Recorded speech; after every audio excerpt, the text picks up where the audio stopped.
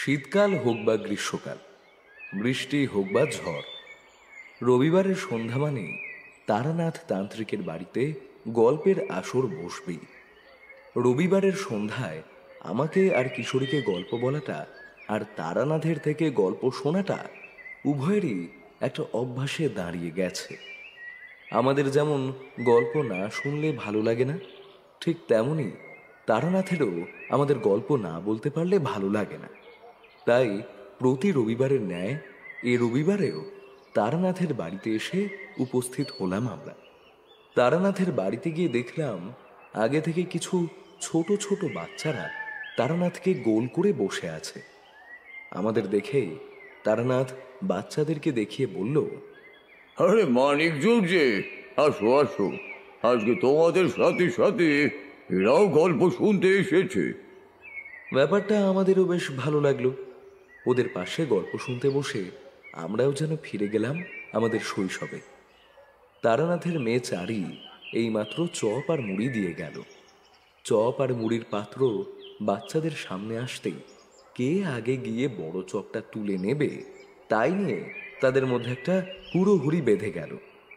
বাচ্চাদের এই হুড়োহুড়ি দেখে তারানাথ একটু কঠিন গলায় বললেন, আরে আস্তে আস্তে, এক এক করে নে, হ্যাঁ, নইলে হুমড়ি খেয়ে পড়বি ওই গামলার উপরই। গল্প অবশ্য ততক্ষণে শুরু করা যাচ্ছে না যতক্ষণ না চারি তারানাথের জন্য ছিলিমে তামাক সাজিয়ে নিয়ে আসছে। এটা তারানাথের অভ্যাস। ছিলিমে টান না দেওয়া অবধি তিনি গল্প শুরু করেন না। তারানাথ একবার চেঁচিয়ে চারিকে ডেকে বললেন, কই রে বা চারি, চারিমা, আমার ছিলিমটা তাড়াতাড়ি সাজিয়ে নিয়ে আয় তো মা। পাশের ঘর থেকে চারি বলল, এই তো বাবা আসছি, এক্ষুনি আসছি আমি। বলেই সে সাজানো ছিলিম এনে তারানাথের হাতে দিল। বাচ্চাদের কোলাহল তখনও চলছিল। তারানাথ ছিলিমটা হাতে নিয়ে তাতে একটা লম্বা টান দিলেন আর তারপর বললেন, নে, এইবার তোরা চুপ করে বস দেখিনি। তারানাথের কথা শুনে ক্ষুদ্র বাহিনীর একজন সদস্য ডাম্বল সবার উদ্দেশ্যে বলল, এই আয় আয়, সবাই এসে বস, দাদু গল্প শুরু করবে। তারানাথের গল্পের আসরে বাচ্চাদের আজকে এতই হুড়োহুড়ি যে আমি বা কিশোরী কোনো কথা বলারই সুযোগ পাচ্ছি না। যাই হোক, ডাম্বলের কথা শুনে বাকি বাচ্চারাও যে যার জায়গায় এসে বসে তারানাথের দিকে চেয়ে রইল। তারানাথ পাশে রাখা ছিলিমটা আরেকবার হাতে তুলে নিয়ে তাতে আরেকটা টান দিয়ে বললেন, তোদেরকে আজকে যে গল্পটা বলবো সেটা আমার সঙ্গে ঘটেছিল আজ থেকে প্রায় 40 বছর আগে। তখন আমি আজকের মতো তান্ত্রিক ছিলাম না, তবে মাত্র বাড়ি ছেড়ে এই গ্রামে ও গ্রামে করা শুরু করেছি। তাই তখন আমার তেমন কোনো আশ্চর্য ক্ষমতাও ছিল না। সম্ভবত সেদিন ছিল শনিবার। আমি বেরিয়ে পড়েছি বাড়ি থেকে। কি মনে হতে রাত্রে স্টেশনের দিকে একটা ট্রেনকে এখানে দাঁড়িয়ে থাকতেও দেখলাম। কি যেন মাথায় খেলে গেল কে জানে। আমি ট্রেনে চেপে বসলাম। খোঁজ নিয়ে জানলাম ট্রেনটা যাচ্ছে বিহারের মুজাফফরপুরে। অবশ্য ট্রেন কোথায় যাচ্ছে সেটা নিয়ে আমার কোনো মাথা ব্যথা নেই, কারণ আমার গন্তব্যের কোনো ঠিকানা তখনও ছিল না। ট্রেনটা বেশ কিছু দূর এগিয়ে যাওয়ার পর আমার হঠাৎ জল পিপাসা পেল। আমি জল খাওয়ার জন্য আমার থলের মধ্যে রাখা পাত্রটা খুঁজতে লাগলাম, তবে তন্ন তন্ন করে খুঁজেও আমি পাত্রটা খুঁজে পেলাম না। আরও একটা জলের পাত্র অবশ্য আমার কাছেই ছিল, কিন্তু সেটা ছিল খালি। এদিকে যত সময় যাচ্ছে জল পিপাসা ততই বেড়েও যাচ্ছে। মনে হচ্ছে জল ছাড়া যেন এক মুহূর্ত আর চলবে না। মনে মনে ঠিক করলাম কোনো স্টেশনে নেমে জল নিয়ে আসতে হবে। প্রায় মিনিট 15 পরে একটা স্টেশনে এসে ট্রেনটা থামলো। কোন স্টেশন জানি না, তবে লক্ষ্য করলাম এই স্টেশনে ট্রেনটা বেশ কিছুক্ষণ দাঁড়িয়ে রইল। এই সুযোগে জলটা নিয়ে আসতে হবে ভেবে ট্রেন থেকে নেমে পড়লাম। স্টেশনে নেমে বুঝলাম এই স্টেশনে না নামলেই বোধহয় ভালো হতো। একটা স্টেশন এতটা অন্ধকার হতে পারে? তাছাড়া কোথাও কোনো জনমানবও তো দেখছি না। এই স্টেশনে জল পাবো বলেও আমার মনে হয় না। তবুও যে পরিমাণ জল পিপাসা লেগেছে তাতে জল না নিয়ে যাওয়ার ইচ্ছে আর হলো না। ভাবলাম আর একটু এগিয়ে যাই, যদি সেখানে জল পাওয়া যায়। আরো কিছু এগিয়ে যেতেই যেন আমার ভাগ্য খুলে গেল। আশ্চর্যজনকভাবে সেখানে আমি একটা জলের চাপ কল পেলাম। মনে খুব শান্তি হলো। প্রথমে কিছুটা জল ওখানে দাঁড়িয়ে খেলাম, তারপর আরো কিছুটা পরে খাওয়ার জন্য পাত্রেও ভরে নিলাম। ঠিক তখনই প্রচন্ড শব্দ করে ট্রেনের হুইসেল বেজে উঠল। আমি দৌড়ে স্টেশনের কাছে এসে দেখলাম ট্রেনটা স্টেশন ছেড়ে বেরিয়ে যাচ্ছে। আমি ট্রেনের পেছন প্রাণপণে ছুটলাম, যদি কোনো রকমে আবার ট্রেনে ওঠা যায়। কিন্তু না, পেরে উঠলাম না। আমার সামনে থেকে ট্রেনটা হুইসেল দিতে দিতে অন্ধকারের মধ্যে হারিয়ে গেল। কি আর করা, হতাশ হয়ে কিছুক্ষণ এসে বসে রইলাম। এখন কি করব সেটা বুঝতে পারছিলাম না। ঠিক সেই সময় একজন মানুষ ঠিক আমার পেছনে অন্ধকারের মধ্যে দাঁড়িয়ে আমাকে জিজ্ঞাসা করলো, এই ট্রেন ছেড়ে গেছে বুঝি? আমি অন্ধকারে লোকটার মুখ দেখতে পারলাম না, শুধু মুখে বললাম, হ্যাঁ, কিন্তু আপনি? আমার নাম গৌরীশঙ্কর রায়, আমি এখানকার স্টেশন মাস্টার। লোকটির কথা শুনে আমি বেশ কিছুটা স্বস্তি পেলাম। মনে মনে ভাবলাম লোকটিকে বলে আজকে রাতে থাকার কোনো একটা ব্যবস্থা করা যাবে। তাই মুখে বললাম, যাক বাবা, বাঁচা গেল।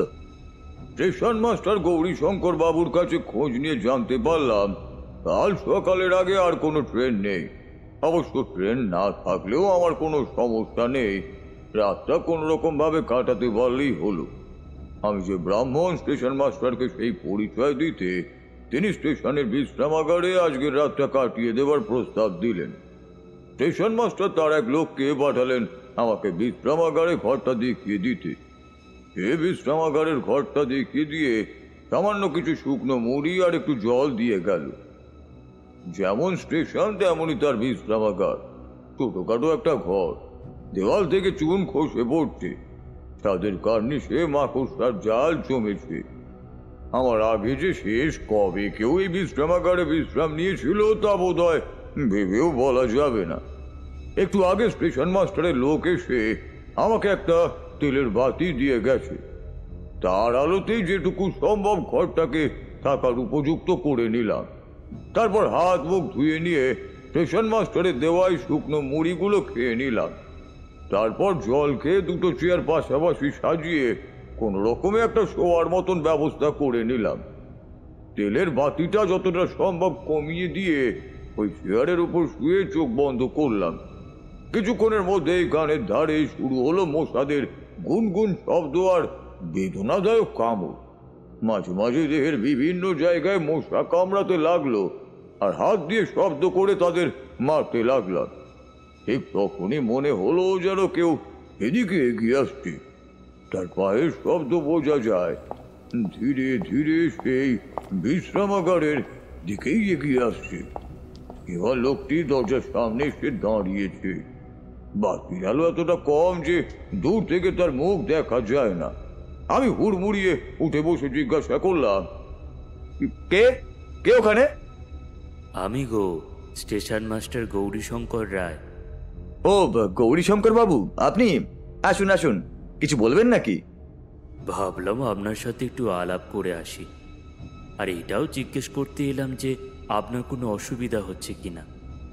গৌরীশঙ্কর বাবুর কথার উত্তরে আমি তেলের বাতির আলোটা আর একটু বাড়িয়ে দিতে দিতেই বললাম, তা বেশ করেছেন। আরে না না, অসুবিধা তেমন কিছুই হচ্ছে না, শুধু একটু মশাই যা বিরক্ত করছে। উত্তরে গৌরীশঙ্কর বাবু প্রথমে একটু হাসলেন আর তারপরে বললেন, আমি এসে গেছি, এখন সে সমস্যাটা আর হবে না। এতক্ষণে আমি গৌরীশঙ্কর বাবুর মুখটা ভালো করে দেখতে পেলাম। লোকটা উচ্চতায় ওই 5 ফুট 5 ইঞ্চির বেশি হবে না। গায়ের রং শ্যামলা, মুখে প্রায় 10-15 দিনের না কামানো দাড়ি, পরনে খুব সাধারণই পোশাক। তবে মুখের মধ্যে একটা হাসি হাসি ভাব যেন সব সময় লেগেই রয়েছে। লোকটা এবার একটা চেয়ার নিয়ে এসে আমার সামনেই বসলো। তারপর নিজে ঝোলা থেকে একটা ছোট্ট টিনের বাক্স বের করে নিয়ে তার থেকে একটা পান বের করে আমার দিকে এগিয়ে দিয়ে বলল, পান খাবেন নাকি মশাই? ধন্যবাদ, কিন্তু আমি তো পান খাই না। এমন একটা পান আর কোথাও পাবেন না, খেয়ে দেখুন, আশা করি আপনার খারাপ লাগবে না। সত্যি বলতে পান যে কখনো খায়নি সেটা নয়, তবে অভ্যেস নেই। কিন্তু ওনার জোড়াজুড়ি করাতে ওনাকে আর না বলতে পারলাম না। হাত বাড়িয়ে পানটা নিলাম, আর ওনার কথা অনুযায়ী পানটা সত্যি অসাধারণই লাগলো। পান চিবোতে চিবোতে আমি আরেকটা জিনিস লক্ষ্য করলাম। সত্যি গৌরী শঙ্কর বাবু এই ঘরে আসার পরে ঘর থেকে মশারাও যেন উধাও হয়ে গেছে। মনে পড়লো একটু আগেই উনি বলেছিলেন যে উনি আসাতে মশার সমস্যার নাকি সমাধান হয়ে যাবে। তখন ব্যাপারটাকে ততটা গুরুত্ব না দিলেও এখন বেশ অবাকই হচ্ছি। এমন একটা অদ্ভুত ব্যাপার কিভাবেই বা সম্ভব হতে পারে, তাই নিয়ে আমি ভাবনায় পড়ে গেলাম। আমি চুপ করে কিছু ভাবছি দেখে এই বোধ হয় গৌরী শঙ্কর বাবু বললেন, তা মশাই, আপনি যাচ্ছিলেন কোথায়? আমার নির্দিষ্ট কোনো গন্তব্য নেই মশাই, ওই গ্রামে গ্রামে ঘুরি, নতুন জায়গায় যেতে ভালো লাগে তাই ট্রেনে উঠে পড়েছিলাম। আমার কথা শুনে গৌরী শঙ্কর বাবু বললেন, আচ্ছা, এই অল্প বয়সে আপনি যে গ্রামে গ্রামে ঘুরে বেড়ান, আপনার ভয় করে না? কিসের ভয়? এই যেমন ধরুন ভূত প্রেত ব্রহ্মদৈত্য এসবে। আপনি কি ভূতে বিশ্বাস করেন? তখনও আমি তান্ত্রিক হিসাবে পরিচিতি না পেলেও গ্রামগঞ্জে ভূতের দেখা পেয়েছি ঠিকই, তাই বললাম, তা ওই করি বই কি। তাহলে আপনাকে একটা গল্প বলা যেতে পারে, ভূতের গল্প। শুনবেন? মনে মনে ভাবলাম এই অন্ধকার রাতে একা এখানে পড়ে থেকে মশার কামড় খাওয়ার চেয়ে সারা রাতের জন্য একটা সঙ্গী পাওয়া আর তার কাছ থেকে গল্প শোনা ঢের ভালো, তাই বললাম, হ্যাঁ তাহলে তো আর মন্দই হয় না। গৌরী শঙ্কর বাবু উঠে গিয়ে একটা ভাঙা বালতি এগিয়ে নিয়ে এসে তাতে পানের পিক ফেলে কয়েক মুহূর্ত চুপ করে রইলেন, আর তারপর বললেন, শুনুন তাহলে। কয়েক বছর আগেকার কথা, বুঝলেন। সেদিন তখন আমি আমার কাজ সেরে যখন আমার ঘরে ফিরলাম, ঠিক তখনই আমার সহকারী বলল যে আমার জন্য একটা চিঠি এসেছে। আমি চিঠি খুলে দেখলাম চিঠিটা পাঠিয়েছে মধুসূদন ভৌমিক নামে আমার একটা বন্ধু। তার কারবার ওই জমি বাড়ি নিয়ে। সে চিঠিতে লিখেছে কলকাতা থেকে প্রায় 100 কিলোমিটার দূরে বেনিমাধবপুর নামে কোনো এক গ্রামে খুব সস্তায় সে নাকি একটা বাড়ি কিনেছে।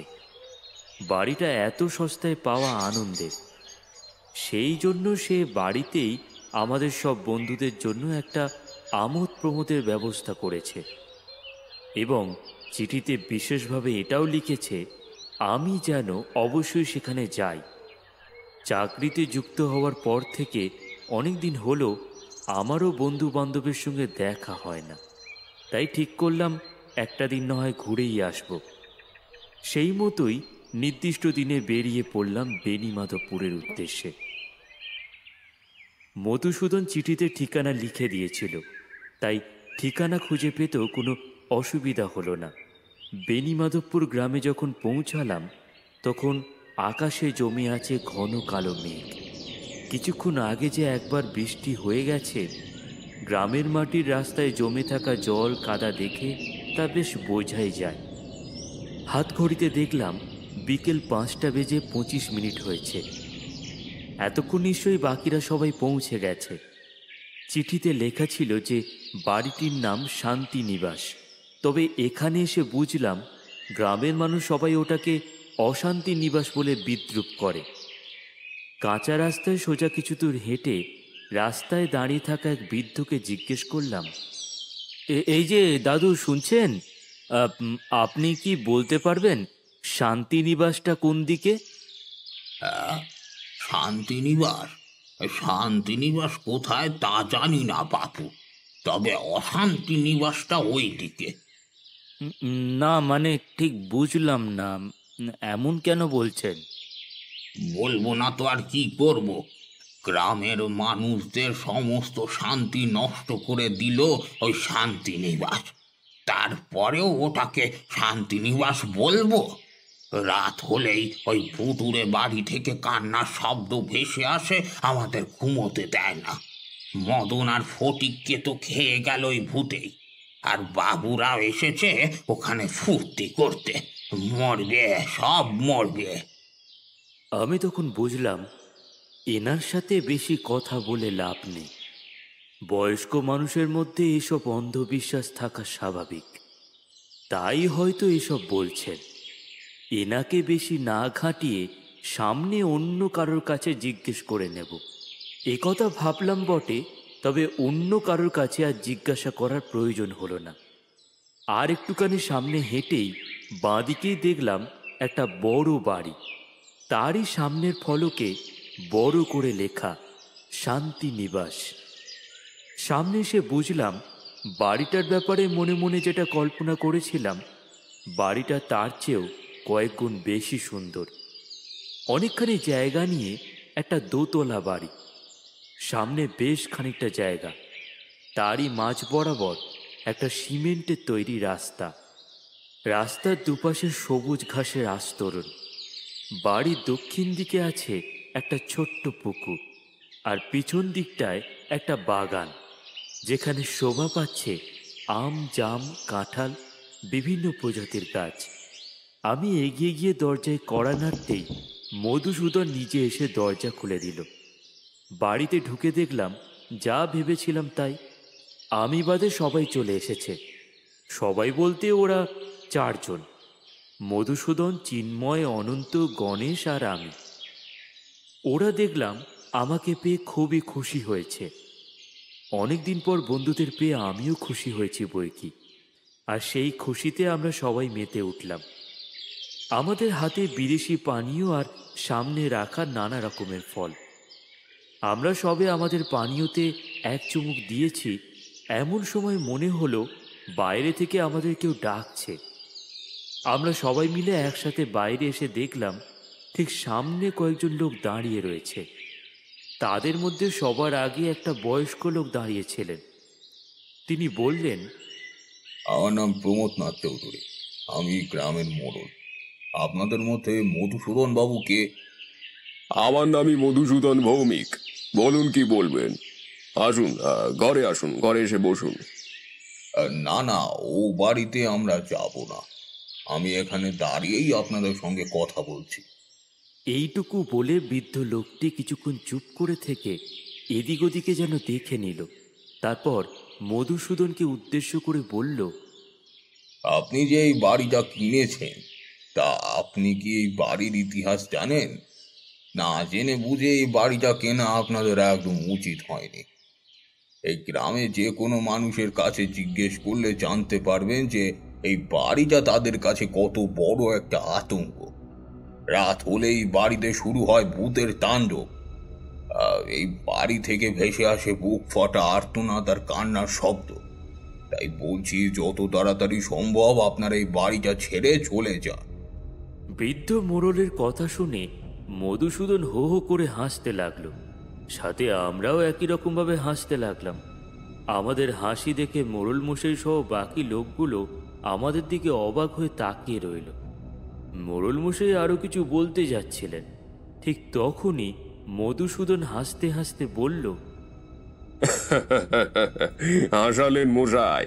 ওসব ভূতফুতকে আপনারা গ্রামের মানুষেরা ভয় পেতে পারেন, আমরা পাই না। ভূত বলে কিছু হয় না। মধুসূদনের এই কথা শুনে বৃদ্ধ মোড়ল মশাই রাগে গটগট করে আমাদের দিকে তাকিয়ে রইলেন। তারপর নিজেকে শান্ত করে বললেন, আপনাদের সাবধান করে দেওয়া আমার দায়িত্ব ছিল, ব্যাস করে দিলাম। আমার কথা মানলে আপনাদেরই মঙ্গল হতো। যাকে আসি, সাবধানে থাকবেন। এই বলেই তারা সবাই বাইরে বেরিয়ে গেল। ওরা বেরিয়ে যেতেই আবার সবাই হাসাহাসি শুরু করলাম। ঘরে ঢুকে আবার তুলে নিলাম সেই বিদেশি পানীয় গ্লাস। আবার সবাই মেতে উঠলাম আমোদ প্রমোদে। তবে আমার মাথার মধ্যে চলতে লাগলো ওদের বলে যাওয়া কথাগুলো। চেষ্টা করেও আমি সেগুলো ভুলতেই পারছিলাম না। তারপর ধীরে ধীরে আরও সময় গেল। সন্ধ্যার পর রাত এলো। আমার মাথা থেকে মোড়ল মশাইয়ের বলা কথাগুলো কোনোভাবেই বের হচ্ছিল না। বারবার মনে হচ্ছিল কিছু বোধহয় একটা ঘটবে। তবে বেশ কিছুটা রাত হয়ে গেলেও কোনো রকম অদ্ভুত ঘটনা ঘটল না। ফলে আমার মনে হলো মোড়ল মশাই সত্যিই হয়তো আজগুবি গল্প ছড়াচ্ছিলেন। তাই আমিও সব ভুলে আবার ওদের সাথে আমোদ প্রমোদে মেতে উঠলাম। রাত তখন প্রায় 10টা বাজে। দূরে কোথা থেকে অনেকগুলো কুকুরের ডাক একসঙ্গে ভেসে আসছে। কুকুরের ডাক মিলিয়ে যেতেই সেই সঙ্গে শুরু হলো শিয়ালের ডাক। গ্রামাঞ্চলে এটা স্বাভাবিক যদিও, তাই সেসবকে তোয়াক্কা না করে আমরা আমাদের প্রমোদে মেতে উঠলাম। সামনে রাখা টেবিলের ওপর আবারও 5টা গ্লাস সাজানো হলো। তাতে আবারও ঢালা হলো বিদেশি পানীয়। আর আবারও আমরা সবাই এক এক করে গ্লাস তুলে নিলাম। তারপর আরও 2-1 একই প্রক্রিয়া চলল। আমরা আরও একবার গ্লাসটা হাতে তুলে নিতে যাব, এমন সময় মনে হলো দরজার বাইরে দাঁড়িয়ে কেউ কাঁদছে। আমরা সবাই সবার দিকে একবার করে দেখে নিলাম। এখন সবার নজর ওই দরজার দিকে। ঠিক তখনই হঠাৎ কান্না বন্ধ হয়ে গেল। আমরা ভাবলাম হয়তো তাহলে আমাদের মনেরই ভুল। আমরা আবারও আমোদ প্রমোদে মেতে উঠলাম। ঠিক তখনই আবারও সেই কান্নার শব্দ শুনতে পেলাম। আর এবারের কান্না হচ্ছে আরো বেশি উচ্চ স্বরে। ভালো করে শুনলে বোঝা যায় কোনো বাচ্চার কান্না। এবার আমরা আর বসে থাকতে পারলাম না, যেন আমরা সবাই নিজের অজান্তেই এগিয়ে চললাম কান্নার শব্দ লক্ষ্য করে। আমরা দরজার সামনে গিয়ে দাঁড়াতেই আবার সব নিস্তব্ধ। আমরা এদিক ওদিক তাকিয়ে কোথাও কাউকে দেখতে পেলাম না। কোথায় সেই কান্নার শব্দ? আর আর কেই বা কাঁদছিল? ভাবলাম আমরা বোধহয় নেশাগ্রস্ত হয়ে ভুল শুনছি। এই সব ভেবেই আমরা পিছন ঘুরে আবার ঘরে ঢুকতে যাব, এমন সময় আবারও ভেসে এলো সেই কান্নার শব্দ। আর তার সাথে ভেসে এলো উচ্চস্বরে আর্তনাদ। তবে এবার শব্দ আসছে পুকুর পাড় থেকে। একটা ছোট্ট বাচ্চা এক নাগারে কেঁদে যাচ্ছে, আর একটা মহিলা কণ্ঠে ভেসে আসছে বিবর্ণ আর্তনাদ। ও তার সাথে একটা পুরুষ কণ্ঠ থেকে বেরিয়ে আসছে অমানবিক বোমানির শব্দ। কারা যেন অত্যন্ত অমানবিকভাবে হাসছে। এ হাসি মানুষের হতে পারে না। এমন হাসি আমি আগে কখনো শুনিনি। ওদের ওই হাসি শুনে আমাদের সবার শরীর তখন থরথরিয়ে কাঁপছে।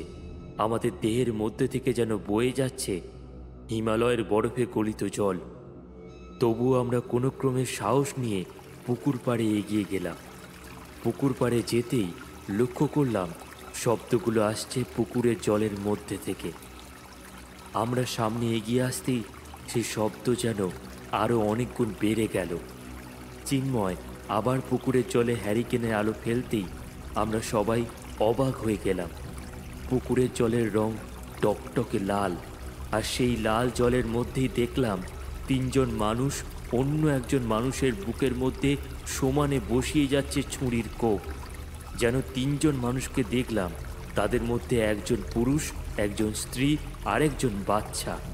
তাদের চোখের দিকে তাকিয়ে দেখলাম তাদের চোখে কোনো মণি নেই, চোখ ধবধবে সাদা। তাদের শরীরের বিভিন্ন জায়গায় ক্ষতস্থান, আর সেই ক্ষতস্থান থেকেই এক নাগারে বেরিয়ে আসছে টকটকে লাল রং। আর সেই রঙই লাল হয়ে গেছে সমস্ত পুকুরের জল। তারপর হঠাৎ সবাই অদৃশ্য হয়ে গেল। সব আবার আগের মতো সাধারণ হয়ে গেল। পুকুরের জল এখন স্বচ্ছ পরিষ্কার। না আছে কোথাও কোনো কান্নার শব্দ, আর না আছে কারোর হাসির শব্দ। ততক্ষণে আমরা সবাই ভয়ে গুটিয়ে গেছি। পিছন ঘুরে দেখলাম চিন্ময় মাটিতে অচেতন হয়ে পড়ে আছে, আর বাকিরাও প্রায় অর্ধ অচেতন। সবাই মিলে কোনো ক্রমে চিন্ময়কে ধরাধরি করে ঘরে নিয়ে যাওয়া হলো। কিছুক্ষণ পর চিন্ময়ের জ্ঞান ফিরেছে। ততক্ষণে আমাদের নেশা যেন ন্যাপথলিনের মতো উবে গেছে। আমরা এতক্ষণ যা দেখলাম তা যেন আমাদের এতদিনের অবিশ্বাসকে এক মুহূর্তে ভাঙিয়ে দিল। নিজের চোখেই যেন বিশ্বাস করতে পারছি না। এখন আমাদের কি করা উচিত তাও ঠিক ভেবে উঠতে পারছি না। আমরা সবাই এতক্ষণ চুপ করেই ছিলাম। এইমাত্র আমাদের সঙ্গে যা ঘটেছে তারপর কেউ আমরা কথা বলার মতো অবস্থায় ছিলাম না। চিন্ময়ও এতক্ষণ চোখ বুজে চুপ করেছিল। প্রথমে কথাটা সেই বলল, এই বাড়িতে আর এক মুহূর্ত নয়, এক্ষুনি চল এখান থেকে, তাড়াতাড়ি চল। আরে ধুর বোকা, এসব এই গ্রামের লোকেদেরই কারসাজি। ওরা চায় যেন আমরা এখান থেকে চলে যাই আর ওরাই বাড়ি ভোগ করতে পারুক। কাউকে কোথাও যেতে হবে না। আমি কাল সকালে দেখছি এসব কার কারসাজি। দেখেছিস, আমি বলেছিলাম এখান থেকে এক্ষুনি চল, তোরা কেউ আমার কোনো কথা শুনলি না। এখন সবাইকে মরতে হবে। চল চল, এক মুহূর্তেও কেউ দেরি করিস না। এবার আমরা সবাই অত্যন্ত ভীত হয়ে পড়লাম। এক দৌড়ে আমরা সবাই বেরিয়ে আসলাম উঠোনে। তখন বাইরে শুরু হয়েছে মুষলধারায় বৃষ্টি আর তার সাথে ঝোড়ো হাওয়া। আমরা সেসব কিছু তোয়াক্কা না করে বৃষ্টির মধ্যে দৌড়ে চলে আসলাম গেটের সামনে। ঠিক তখনই হঠাৎ ভীষণ জোরে শব্দ করে গেটটা বন্ধ হয়ে গেল। আমরা নিজের চোখে দেখলাম যেন কোনো অদৃশ্য হাত গেটের তালা বন্ধ করে দিল। আমরা থমকে দাঁড়িয়ে গেলাম।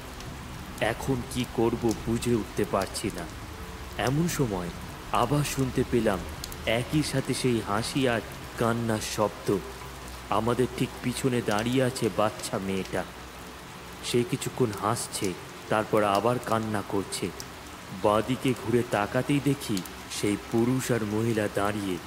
তাদের চোখ সেই একই রকম ধবধবে সাদা, বিভিন্ন স্থানে ক্ষত, আর সাদা ওই চোখ আমাদের দিকে তাকিয়ে যেন হুঙ্কার দিচ্ছে।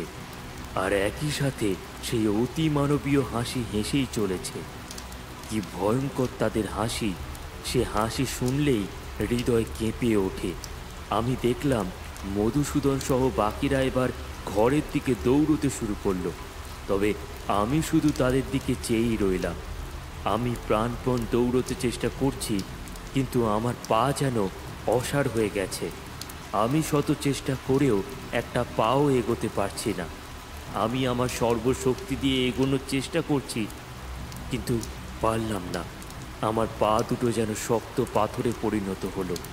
মনে হলো এটাই যেন আমার শেষ রাত। ধীরে ধীরে আমার দিকে ওরা সেই বিকট হাসি হাসতে হাসতে এগিয়ে আসছে। আমি তখনও ওখানে ঠায় দাঁড়িয়ে আছি। অনন্ত আমাদের মধ্যে সব থেকে বেশি সাহসী। এবার আমি দেখলাম অনন্ত দৌড়ে এসে আমার হাত ধরে টেনে বলল, চল ভেতরে চল, গৌর তাড়াতাড়ি চল, গৌর চল। আমি তখনও ঠায় দাঁড়িয়ে আছি। অনন্তর বলা কথাগুলো যেন আমার মস্তিষ্ক পর্যন্ত পৌঁছচ্ছে না। এবার অনন্ত আমার হাত ধরে টানতে টানতে নিয়ে যেতে লাগলো। এতক্ষণে আমি কিছুটা স্বাভাবিক হয়েছি। আমি অনন্তর হাত ধরে ছুটতে লাগলাম ঘরের দিকে। আমরা দৌড়ে গিয়ে ঘরে ঢুকে ঘরের দরজা বন্ধ করে দিতে যাব, এমন সময় পিছন থেকে ওরা অনন্তের জামা ধরে ফেলল। আর জামা ধরে এক ঝটকায় ওকে ছুঁড়ে ফেলে দিল বেশ কিছুটা দূরে। আমরা আবার দৌড়ে বেড়াতে যাব, ঠিক তখনই সশব্দে একা একাই সদর দরজাটা আবার বন্ধ হয়ে গেল। আমরা অনেক চেষ্টা করেও কোনোভাবেই দরজা খুলতে পারলাম না।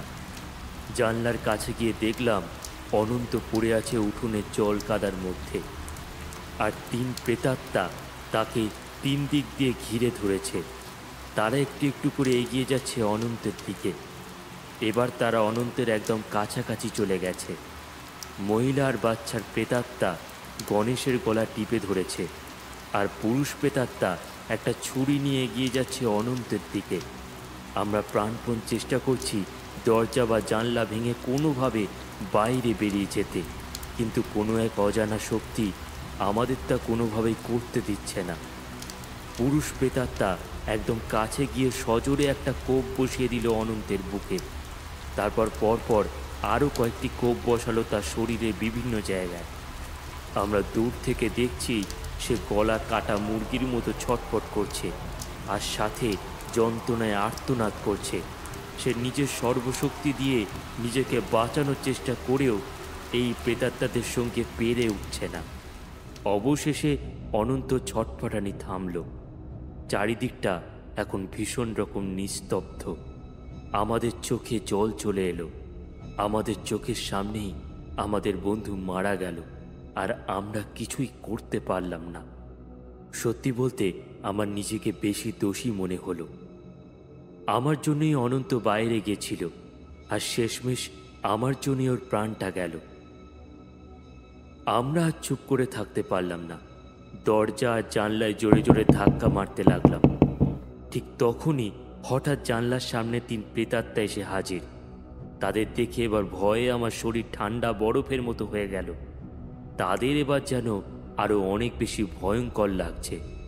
তাদের সবার মুখে চোখে ছিটে লেগেছে অনন্ত তাজা রক্ত। সাদা চোখের কোণে লাল রং জমে আরো বেশি ভয়ঙ্কর দেখাচ্ছে তাদের। আর সাথে আছে হৃদয় কাঁপানো সেই হুঙ্কার। আমরা আর দেখতে পারলাম না। কোনো রকমে জানলা বন্ধ করে দেওয়াল ঘেঁষে মাটিতে বসে পড়লাম। হঠাৎ আবার সব চুপচাপ হয়ে গেল। শুধু বাইরে থেকে ভেসে আসছে মুষলধারায় বৃষ্টির শব্দ। এইমাত্র আমাদের সঙ্গে যা ঘটল তার রেশ কাটিয়ে ওঠা আমাদের পক্ষে সম্ভব হয়ে উঠছে না। মনে মনে সবার একই চিন্তা, আমাদেরও কি অনন্তর মতো একই দশা হবে? আমরাও কি ওই? আর ভাবতে পারলাম না। তারপর কখন যে অচেতন হয়ে গেলাম বুঝতে পারিনি। চেতনা ফিরল একটা বিকট শব্দে। পাশের টেবিলে রাখা একটি পাথরের মূর্তি মেঝেতে পড়ে গেছে। রান্নাঘরের সমস্ত বাসনগুলো কেউ যেন ছুঁড়ে ছুঁড়ে ফেলে দিচ্ছে। তখনও বাইরে একটানা বৃষ্টি হয়েই যাচ্ছে। বন্ধ জানালাগুলো যেন কেউ খুলে দিয়েছে। খোলা জানালার লোহার পাটাতনের সঙ্গে জোরে জোরে ধাক্কা খেয়ে শব্দ করছে। আমরা 4 জন মেঝেতে জড়োসড়ো হয়ে বসে আছি। হঠাৎ উপর দিক থেকে একটা দড়ি নিচের দিকে নেমে আসতে লাগলো। দড়িটা দেখতে ঠিক ফাঁসির দড়ির মতো। দড়িটা আরও কিছু দূর নেমেই হঠাৎ একটা অদৃশ্য হাত গণেশের গলায় দড়িটা পরিয়ে দিল। তারপর দড়ির ফাঁস শক্ত হয়ে ধীরে ধীরে তাকে উপরের দিকে উঠিয়ে নিতে লাগলো। সবই এত দ্রুত হয়ে গেল যে আমরা কিছুই করার সময় পেলাম না। আমরা নিচে পড়ে থেকে দেখছি গণেশের গলায় ফাঁস। ক্রমে তার দম বন্ধ হয়ে আসছে। সে ছটফট করছে, আর সেই সঙ্গে ভেসে আসছে সেই বিকট হাসি, যে হাসি আমরা একটু আগেই শুনেছিলাম। হাসি শুনে আর সামনে গণেশকে ঝুলে থাকতে দেখে সমস্ত শরীর হিম হয়ে গেল। থরথরিয়ে কাঁপতে থাকলো আমাদের দেহের প্রত্যেকটা অঙ্গ প্রত্যঙ্গ। মনে হলো আমাদের দেহের প্রত্যেক শিরা উপশিরা দিয়ে যেন রক্তের পরিবর্তে বইছে বরফ গলা জল। গণেশ আরও কিছুক্ষণ ছটফট করল। তারপর তার হঠাৎ ছটফটানি থেমে গেল। তার নিস্তেজ প্রাণটা ঝুলে রইল ওই ফাঁসির দড়িতে। কয়েক মিনিট ওভাবেই ঝুলে থেকে সশব্দে আমাদের সামনে মেঝেতে লুটিয়ে পড়ল তার নিথর দেহ। আর ঠিক সেই সময় দেখলাম সেই 3 প্রেতাত্মাকে গণেশের মৃতদেহতে একের পর এক ছুরির কোপ বসিয়ে যাচ্ছে। আর গণেশের মৃতদেহ থেকে বেরিয়ে আসা রক্ত নিয়ে তারা পৈশাচিক আনন্দ করছে। ওদের এই রক্তাক্ত চোখ আর ভয়ানক চেহারা আমরা আর দেখতে পারলাম না। আমরা 3 জনেই এক দৌড়ে চলে গেলাম সিঁড়ির কাছে। সিঁড়ি দিয়ে দ্রুত ওঠার সময় চিন্ময় পা পিছলে গড়াতে গড়াতে সিঁড়ি থেকে পড়ে গেল। আমি আবার নিচে নেমে হাত ধরে ওকে তুলে নিয়ে এলাম উপরে। আর তারপর আমরা দোতলায় ভিতরের ঘরে চলে গেলাম। এই ঘরটার দরজা শক্ত লোহার তৈরি। ঘরে ঢুকে আমরা সঙ্গে সঙ্গে দরজা বন্ধ করে দিলাম।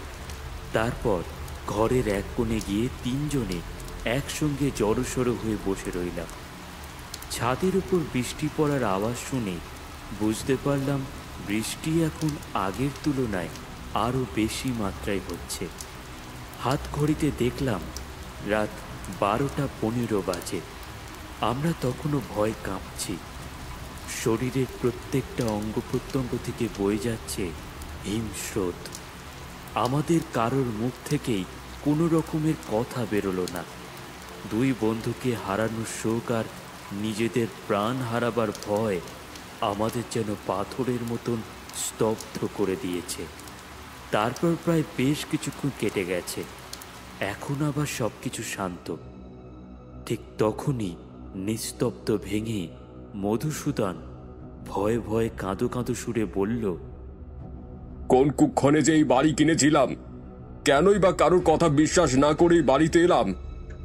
আজ আমার ভুলের জন্যই ওরা। এইটুকু বলে মধুসূদন থামল। তার কথার উত্তরে আমরা কেউ কিছু বললাম না, শুধু তার চোখের দিকে চেয়ে রইলাম।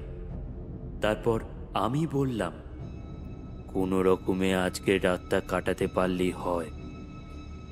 কাল সকালে আমরা এখান থেকে চলে যাব বলেছি ঠিকই, তবে যেতে পারবো কিনা তা আমাদের কারোরই জানা নেই।